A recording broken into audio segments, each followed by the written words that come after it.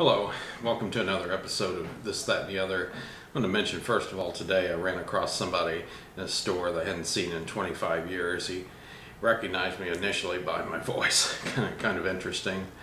I wanted to mention I finally did get my interview that I did back in November of 2013 of the owner of the Star Theater in Berkeley Springs, West Virginia. I finally got that one up now, up and running, and it was an interesting interview at old vintage movie theater, at decor from 1940s in the concession area. The popcorn popper was from Manly popcorn popper was from 1949. I don't know if I'm ever going to run across anything as vintage as that in future interviews, but I don't know, you never know. I would like to get more interviews done. I have a couple of ideas, and any of you listeners, you have any ideas on where I could go, or who I could interview, something interesting to be interviewed about, let me know. All I have to do is take the camera and meet them somewhere and do the interview that way.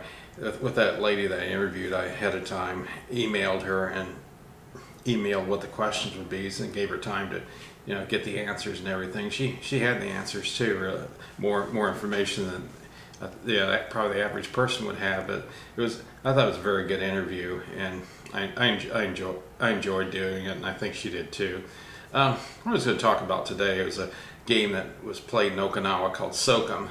I've seen it spelled S-O-C-U-M and then S-O-A-K-E-M. I don't know if that's an American game or if that was a Japanese game, but I only saw it being played in Okinawa, and we played it in PE at Socum Elementary School, and trying to remember how the game was played. It's been about 40 years since playing it, but I think it was similar to dodgeball.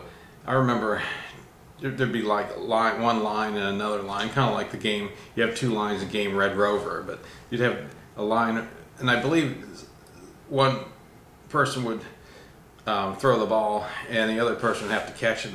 I think if the other person dropped it, they were out, something like that. I believe that's what Socum was. I remember they threw the ball pretty hard to try to keep the person on the other end from catching. That was catching it. That was the purpose of the game. It was called Socum, and I'm sure a lot of you have memories of that. Probably have a little better memories of how the game was played. And just thought I would bring this up. I know it's brief, but that's about all the information I had on the game Socum. But it is another memory, and I wanted to bring it up. Figured it'd be a topic for discussion on the Okinawa The Rock Facebook page. Thanks for watching.